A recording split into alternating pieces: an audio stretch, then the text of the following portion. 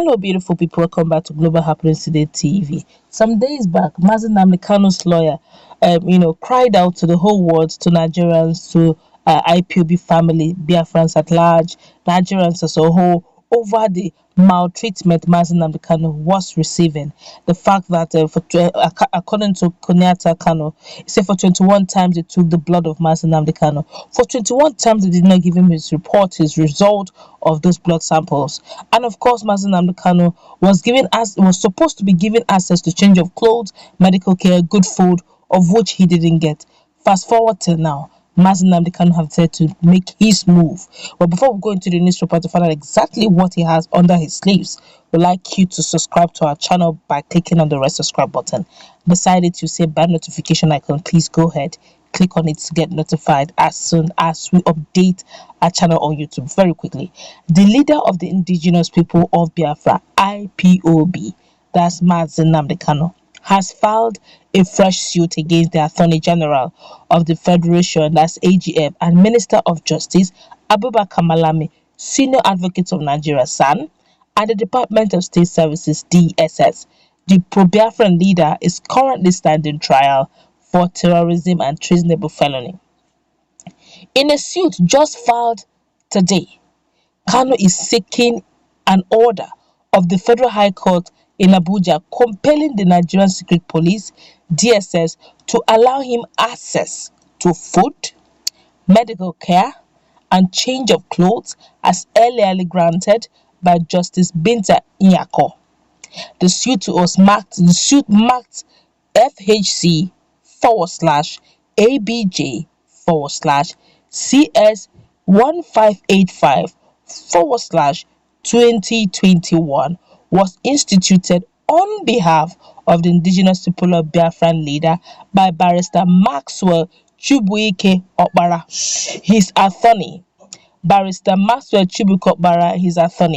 Kanu also applied for an order to compel the DSS to allow him to make arrangements for his food, which he is willing to pay for.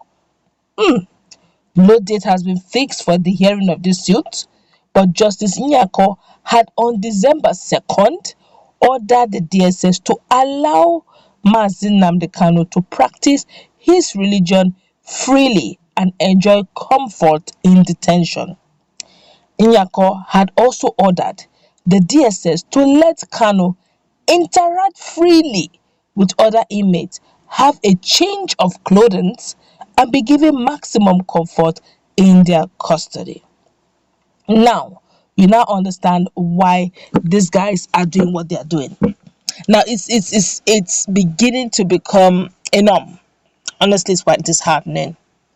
There's this general saying that except you have been convicted, you're still innocent until proven otherwise.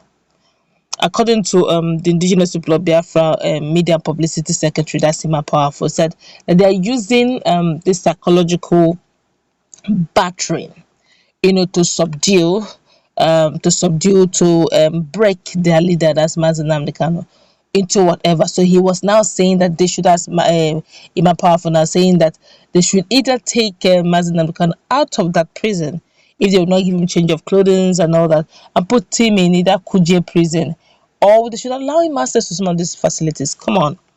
Now, they may not be physically doing anything to him, but this is more psychological. I can just imagine wearing the same clothes since June. My God, how does he wash? How does he do it? It's worrisome. I can also imagine he's even willing. It's okay, if you're not going to give me food, no problem. Okay, can I have access to food? I can buy it outside if maybe feeding me is going to be a problem. But a lot of persons have been reacting to some of these comments. The suit already is yet to be heard, but they're ready to ensure that this is heard. They're going through the legal processes. Okay, he's going through the legal processes to ensure, while Ifeanyi Ejiofor, that's the lead counsel of Nnamdi Kanu, is in charge of one case, the special counsel to Nnamdi Kanu, that's Aloy Ejimako, is in charge of another case.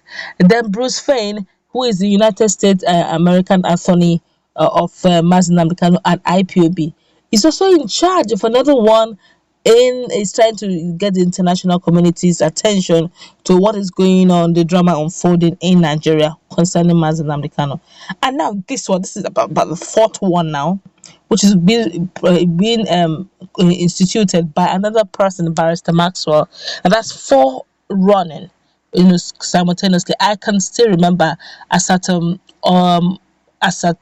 days back in Umuahia, the judge had to, round up the case, saying that the final result is going to reveal later, but has concluded the hearing, because of the so much security details that were going on in Umuahia over the case. Now, with all this going on, you now begin to see that Mazi Nnamdi Kanu and indigenous people of Biafra are trying to go about this thing the legal way. Okay, they're going about it the legal way. Today, already in Southeast, the sit-at-home order continues as usual. Everywhere was deserted, despite the fact that they said it has been suspended. Guys are sitting back at home. Mummies and daddies are at home. They don't want to hear stories that touch. They didn't obey the suspension of sit-at-home. They all said that. Some said it is a case of solidarity. Others say it's a case of fear. Whatever the case is, the sit-at-home seem to be continuing. I don't know who's going to stop it, but it looks like the people have just decided that Monday is an extension of the weekend of Saturday, Sunday, Monday in Southeast zones is a weekend. Tuesday work starts, becoming a normal lifestyle, and the people in the South are generally adopting and they are changing. They're adopting to the whole situation and scenario. But looking at what people are saying, let's quickly fill the comments of people. This one here is saying, this it don't read though. Mazi Nnamdi Kanu now one buy mama put. Hey, this is serious. Okay, but this one here is saying, please be careful.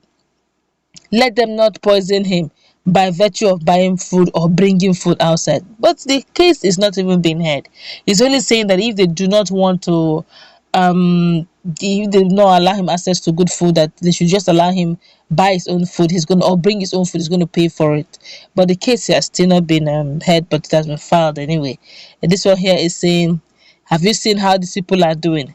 If Southeastern boys now, ESN and IPOB members begin to revolt, they will say that we are now becoming unruly. Free Mazi Nnamdi Kanu now. Well, I guess what they're trying to do here is to follow the legal processes and to ensure that justice is being done. I think the lawyers know what they're doing. There's no need to begin to look for unnecessary protest of any kind or revolt. I'm sure the legal luminaries in his team, that's Mazi Nnamdi Kanu's team, know what they're up against, and they're trying to, as much as they can, to ensure that their client comes out unhurt and probably unconditionally, as the case may be. That's where we're going to wrap it up. Let's meet in our comment section. What's your take on this latest drama that is unfolding? Let's interact.